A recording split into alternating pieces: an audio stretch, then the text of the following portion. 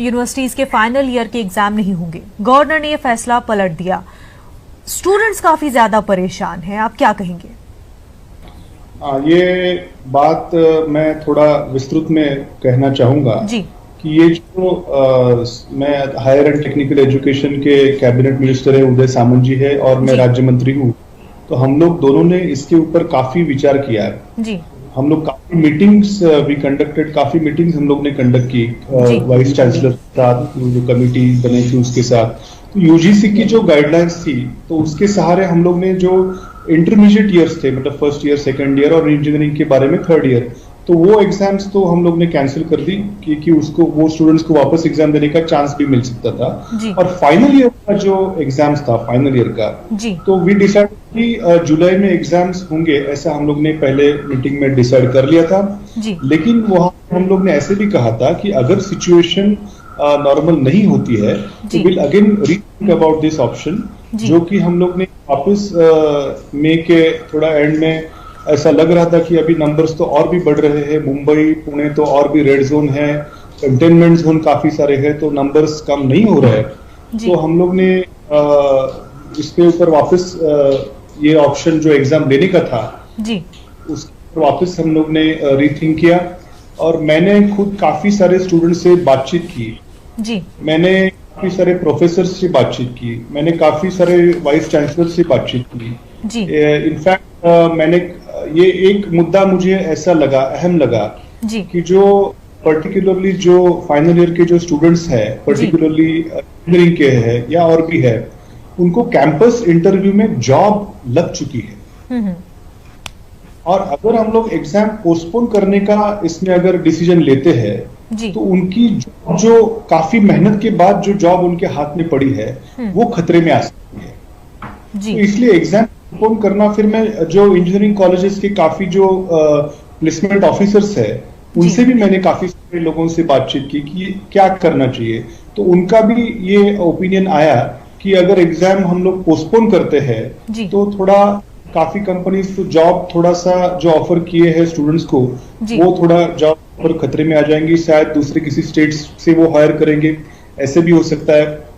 तो इसलिए we thought कि जो एवरेज परफॉर्मेंस स्टूडेंट का है, अगर कोई इंजीनियरिंग का बंदा है जो 8 सेमेस्टर्स वो पढ़ाई करता है, अब ये 8वीं सेमेस्टर चल रही है, उसने अगर 7 सेमेस्टर्स अच्छा परफॉर्म किया है, एवरेज मार्क्स अच्छी है और 8वें सेमेस्टर में भी जो इंटरनल इवैल्यूएशन अब तक उसका हुआ है वो भी अगर अच्छा है, तो आई थिंक उसको ये जुलाई में ये सब कोरोना के इसके बैकग्राउंड में एग्जाम को बुलाना तो बिल्कुल जायज नहीं है। उसके एग्जाम अगर हम लोग पोस्टपोन करते हैं तो उससे भी उसका जॉब अगर खतरे में जा सकता है। तो वी डिसाइडेड कि एग्जाम नहीं हो, उनके जो 7 सेमेस्टर है या फिर नॉर्मल कोर्सेज के बारे में 5 सेमेस्टर है, उनका एक एवरेज निकाला जाए और वो हिसाब से वो एक पासिंग कर दी जाए।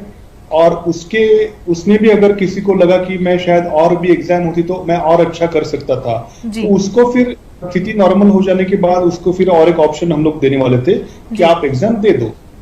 और उसमें 80 के स्टूडेंट्स का थोड़ा सा इशू था, जिसके बारे में भी हम लोग बातचीत कर रहे हैं। मैं, उदय सामंत जी और आदित्य ठाकरे जी और मेरे पक्ष की हमारी नेता सुप्रिया सुले जी, वो भी काफी इसमें काफी मुझे इनपुट्स देती रहती है, वो भी काफी मुझे पूछताछ करती रहती है कि कैसा क्या करना चाहिए। तो उनके बारे में क्या कर सकते हैं वो भी हम लोग लेने वाले हैं। और इसके बाद जो आपने पूछा कि कुछ बीजेपी के नेता राज्यपाल जी से मिले और फिर ये हुआ, लेकिन मैं स्टूडेंट्स लोग को एक विश्वास दिलाना चाहता हूँ कि गवर्नमेंट इसमें जो कि कानूनी जो कुछ मामले हैं वो उससे निपटाएगी और शायद से यही वापस हम लोग लेने की पूरी इसमें है।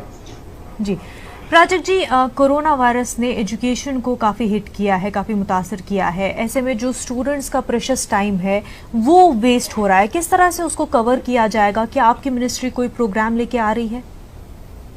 नहीं, इसमें जो है अंडर ग्रेजुएट के जो लोग हैं उनका काफी सारा सिलेबस ऑलमोस्ट खत्म हो चुका था। पोस्ट ग्रेजुएट का थोड़ा सा सिलेबस जो बाकी था तो वो नंबर ऑफ स्टूडेंट्स कम है कंपेयर टू अंडर ग्रेजुएट, तो वो काफी ऑनलाइन से काफी कुछ माध्यम है उनको लेकर वो पूरा करने की कोशिश की गई है।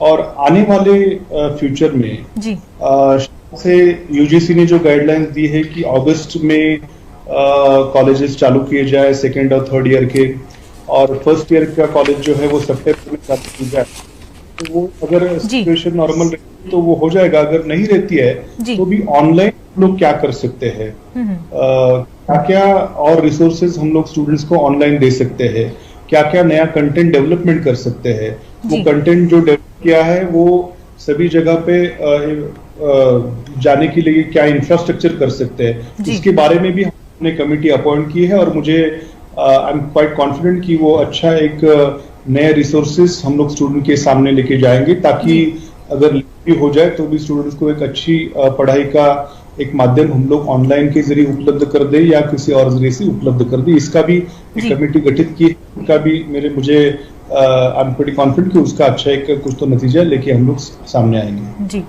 प्राजक्त जी, मेडिकल एग्जाम्स को लेकर आपकी मिनिस्ट्री क्या कुछ मेजर्स लेगी? नहीं, ऐसा है कि मेरा जो डिपार्टमेंट है हायर एंड टेक्निकल एजुकेशन, उसमें मेडिकल का एक अलग से डिपार्टमेंट है जी। तो वो मेरे डिपार्टमेंट के अंदर आता नहीं, इसलिए मैं काफी बारीकियों में उसमें गया नहीं हूँ। तो लेकिन जो हमारे सीनियर मिनिस्टर है अमित जी देशमुख, वो उनका वो मिनिस्ट्री है, तो आई थिंक वो सब बारीकियां देख के कुछ जो डिसीजन लेंगे वो अच्छा स्टूडेंट्स का सब हेल्थ का और उनका करियर का विचार करके वो भी कुछ अच्छा डिसीजन लेंगे। लेकिन मैं being higher and technical education minister, so वो मेरे डिपार्टमेंट के अंदर आता नहीं है, तो इसलिए मैं ज्यादा इस कुछ बोल नहीं सकूंगा वो विषय।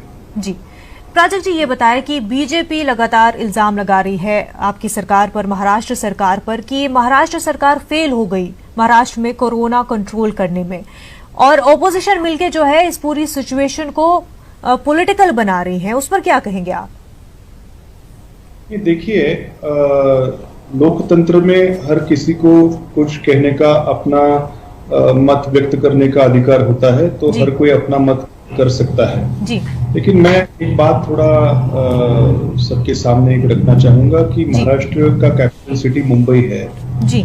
काफी इंटरनेशनल फ्लाइट्स मुंबई में आते हैं, तो जब ये स्टार्ट हुआ तो काफी सारे फॉरेन के लोग यहाँ पे मुंबई में आए। मुंबई का पॉपुलेशन डेंसिटी भी काफी है, जो स्लम एरिया है वहाँ का पॉपुलेशन डेंसिटी सब देखते हुए अगर आप बाकी देशों से कंपेयर करेंगे तो मैं ये नहीं कहूंगा कि सिचुएशन एकदम कंट्रोल है। लेकिन जो महाराष्ट्र सरकार ऑनेस्टली, ये वर्ड को आप नोट कीजिए कि ऑनेस्टली जो इस घड़ी में राजनीति को दूर रखते हुए जो कुछ भी हम लोग प्रयत्न कर रहे हैं, ऑनेस्टली हम लोग ये सिचुएशन को कंट्रोल लाने के लिए प्रयत्न कर रहे हैं। हमारे स्वास्थ्य मंत्री है राजेश जी टोपे जी है, वो भी बहुत मतलब वॉर फ्रंट पे सब वो काम कर रहे हैं, आप देख ही रहे होंगे।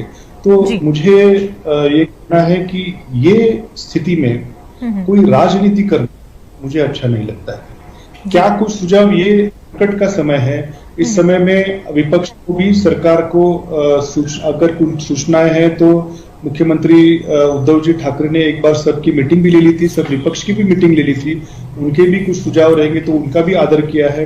तो ये स्थिति एक सब मिलजुल के इस संकट का सामना करने की स्थिति है। इस समय में काफी खेद मुझे होता है कि अगर कोई राजनीति कर रहा है, अगर राजनीति ही करनी थी तो हम लोग भी कर सकते थे कि केंद्र के कुछ निर्णयों पे हम लोग भी बोल सकते थे जी। लेकिन हमें ये पता है कि आज का वक्त देश को एक साथ एकजुट रहने का वक्त है। प्रधानमंत्री के ऊपर टीका टिप्पणी करने का ये वक्त नहीं है।